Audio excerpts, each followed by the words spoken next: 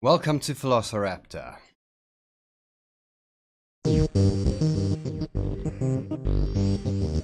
Yeah. I'm a Philosiraptor.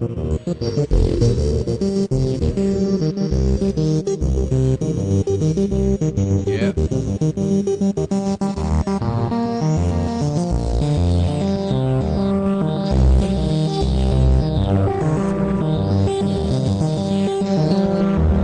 I'm here and drinking spleen.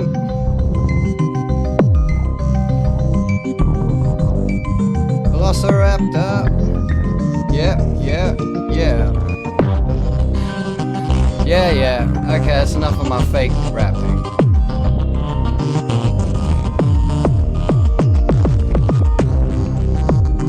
Yeah. I'm just saying yeah a lot because fuck it. Isn't that the content of most rapping?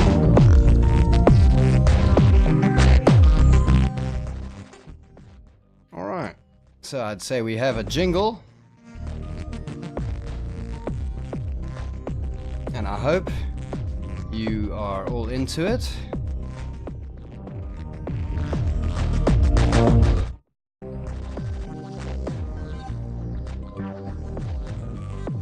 Because I am. It's a Kif song. See me bounce around. Yeah.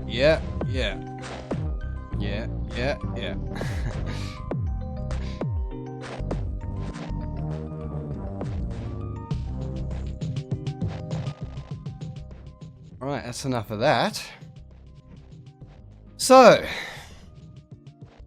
good morning. I hope my food has been feeding itself with logic, since I am sick of getting heartburn every time I have extra fatty human steak. It's another episode of Philosiraptor.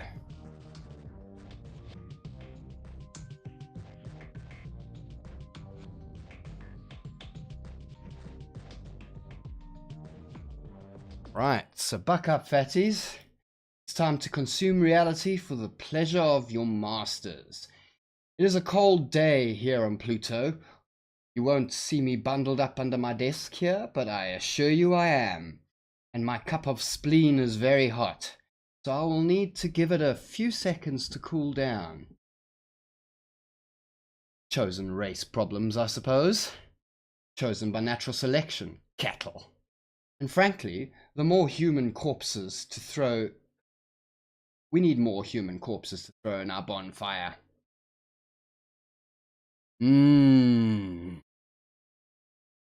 Smell of warm spleen. Okay. Today, we're gonna focus on this. Have you seen this? This guy. He says, we'll believe in God in 5 minutes.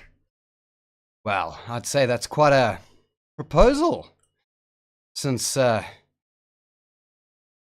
would have to include so much damn evidence. It would have to include the entirety of evidence body. The body of evidence in the entirety of the universe. Yeah, that's right.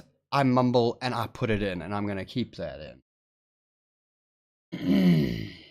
My name is Gerald Schroeder. I have a, thank God, a strong science background from MIT, Massachusetts Institute of Technology, bachelor's, master's, PhD, 7 years in the physics staff, seen a whole range of atomic bombs detonated, moved to Israel, met my wife, Barbara Sofer, a great writer. And he's quite a talker. He still hasn't finished his introduction. He's talking about his wife now. So listen, whatever your name was, I've already forgotten because you decided to throw too much other shit in.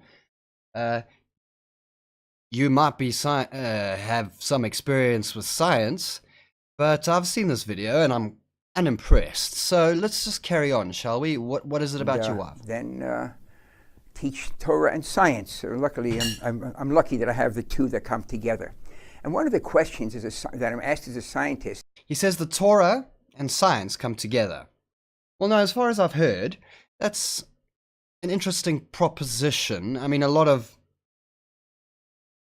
Jewish people seem interested in the flexibility to think whatever they want. And I've actually even heard a lot of Jewish people don't even really believe in God, kind of thing.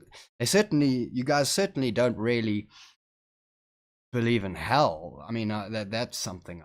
But you know what? What I've heard doesn't matter. So let's see what you have to say. Is how can a scientist really believe that there's something what we refer to usually as God? You know, is this metaphysical whatever acting in the world or producing the world? And the irony is, the question's really a non-starter. Science has in fact discovered God. And you can talk to the hardline atheists and they will say, it looks like science has indeed discovered God. Well, I wouldn't call myself a hardline atheist.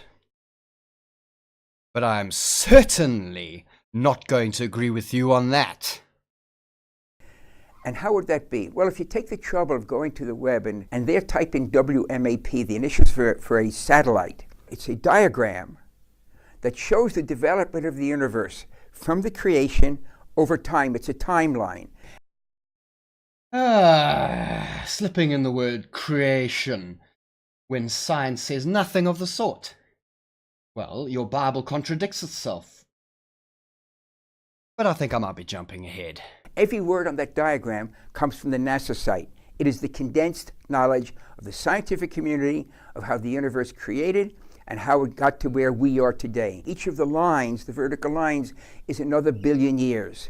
Okay, you start from a burst of energy at the extreme left side of the diagram, and you end up at the far end with the oval. The oval is to indicate expansion in all directions. Of course, because it's a timeline, we can't show that on a single piece of paper. We see here, most amazingly, that on the extreme left edge, it shows a beginning to the universe. Now go back less than 50 years. If I were teaching that at Tech, a person could lose tenure saying that there was a creation of the universe. It sounds like it's Bible. Yes, because you use the word creation. It isn't that difficult to understand, Mr. Scientist. It's not about a beginning. A beginning is a different thing to a creation. Less than 50 years ago, the overwhelming scientific opinion was the universe is eternal. There was never a beginning. The Bible is wrong from the very first sentence. And then we discovered, suddenly, Arnold Penzias and Robert Wilson, the Bell Labs in New Jersey, the northeast of the US, discovered the echo of the Big Bang, the energy left over, which George Gamow, 60 years ago, predicted that if there had been a universe created hot and small, it would have exploded, and the energy would get more and more dilute. And Penzias and Wilson, these Arnold. He likes to throw in names, George Gamow and Penzias and Wilson, whatever. Carry on. Penzias and Robert Wilson discover this energy that had been predicted overnight. The Bible got it right. There was a beginning to the universe. Now, the black in the diagram is nothing. Yes, that's everything outside of the universe, which is nothing that we can personally measure. So, I mean, it's separated from our existence. So, the truth of the matter is, it can be considered nothing, but it could be considered alternative universes. It might be the membrane that the universes crash along. It's not a vacuum. Carry on. Vacuums are within that diagram, within that cone of I've heard it described as bubbles in a bubble bath. Expansion. Vacuums are empty space, and space is something. The black of the paper around the diagram is nothing. It doesn't fit in our human brain because humans. Yeah, this is him going to belittle humanity, but the fact is, the diagram wouldn't work if it was just the universe, you fucking imbecile. Think in a box. We have to think in a box. In the case of this, we have to confine the entirety of the universe for the sake of the illustration. I tell you what, as an illustrator, I can guarantee it. A box made of time, space, and matter/energy. No human, as clever as they might be, as expansive as they might be, thinks out of that box. So when we say outside that diagram is nothing, we can use the words, but we can't conceive of nothing. It doesn't fit. Yeah, you can't imagine it. Doesn't mean the rest of humanity can't imagine outside of the box. Fuck nut. The human brain. How are we going to have this idea, is there a God or not? Notice that the creation force isn't the three-letter word, G-O-D. If you look at the words carefully, it's a quantum fluctuations. That understanding was first brought down by Ed Tryon, brilliant human being, in the journal Nature, almost 40 years ago. The universe allows creation of something from nothing, provided you have the laws of nature. The quantum. Something from nothing. Well, that depends on how you define nothing. And of course, there have been plenty of discussions on this idea of something from nothing. Krauss, in particular, wrote a book about it, as far as I remember. Or was it... I think it was Krauss. Fluctuation.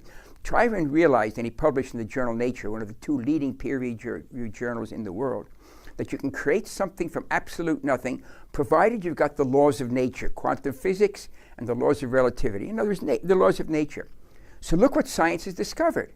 We can create the universe from absolute nothing, provided we have the forces of nature. Yeah, exactly. So what's your malfunction? Now, the laws of nature, the forces of nature aren't physical. They act on the physical. So if they create the universe, that means they predate. They do not create the universe. Stop using the term.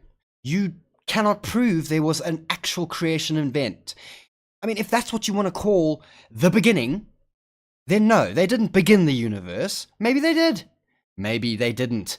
The idea is that it was the collisions of bubbles in the matrix of the fucking multiverse or something along those lines. There's plenty of theories, and a lot of it gets into string theory. Are you really proposing string theory to religiotards? They're not going to understand you, and you have them by the fucking ball hairs. The universe. So now we have a set of forces, we call them the laws of nature, that are not physical, that are able to act on the physical. They create the physical from absolute. So they're not physical. The universe constants are not physical. So, okay.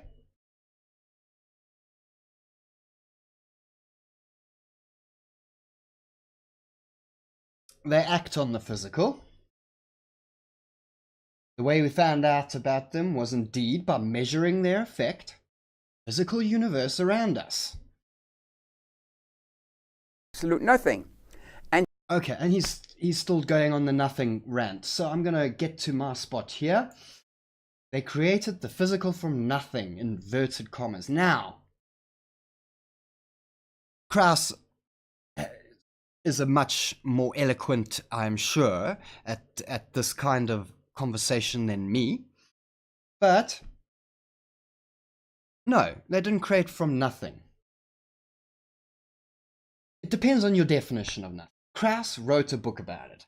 I might read it one day, but frankly, unless you consider super dense matter, the entirety of the universe, compressed to one point, to a singular point, nothing, then you are out on your ass here without a bog roll.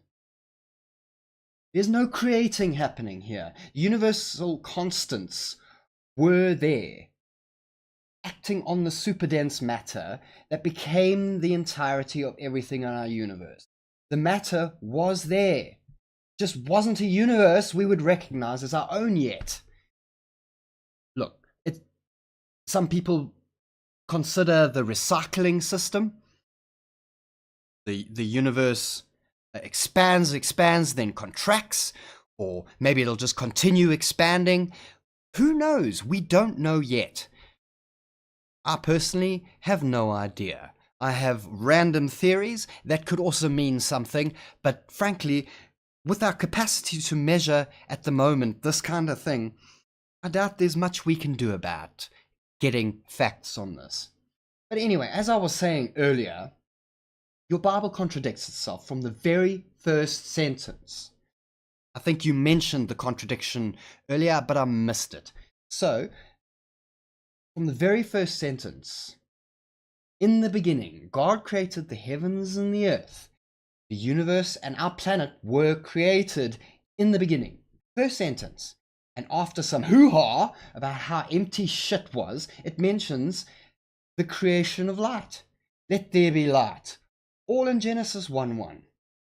We find out later that light was created before the sun. So we have to conclude the earth came first before the sun. So yeah, that is horse shit, and you know it.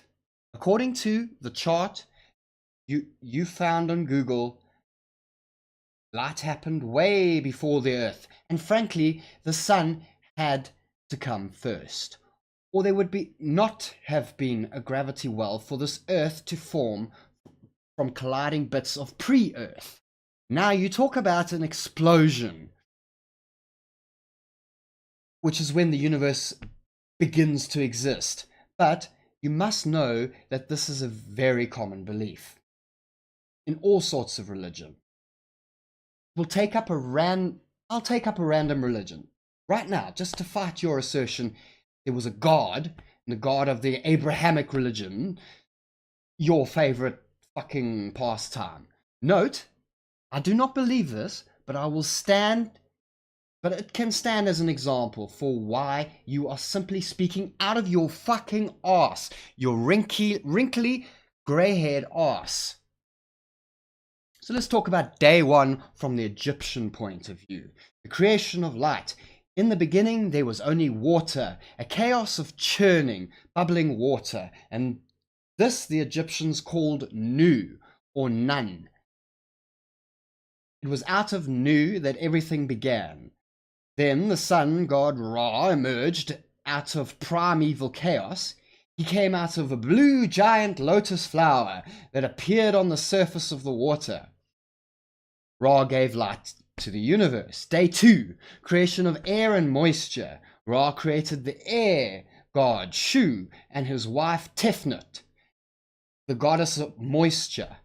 Day three, creation of earth and sky. Shu and Tefnut gave birth to the sky, goddess Nut and the earth god Geb. And so the physical universe was created.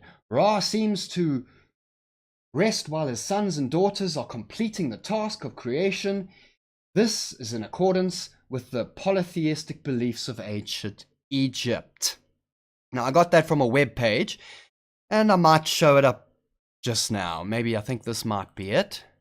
Okay, it's not even loaded.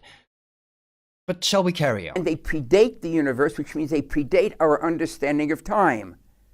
Put that together, and it sounds very familiar. If you haven't noticed it, that's the biblical definition of God.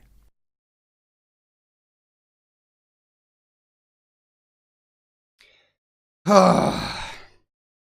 the end of the day, I've just illustrated that all sorts of religions have exactly the same thing. And somehow, for you, this means your religion is true because it has the same thing as so many other religions. Seriously, old man, stop talking out your wrinkly, grey-haired ass. Is there any more to this video? There's one nuance that's left hanging, we can talk about it another time perhaps, is that which created the universe, those forces active in the universe. But up to that point, science says you are correct. So here he's talking about God. Is God still active, right? No, you know what? If there had ever been a miracle while scientists were testing something, it would throw off the fucking results and shit like that. So frankly, no, there's no evidence for a God fucking intervening in anyone's life. Seriously, old man, retire if you're not already dead.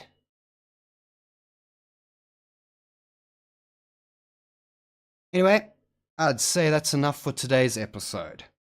I hope you enjoyed it.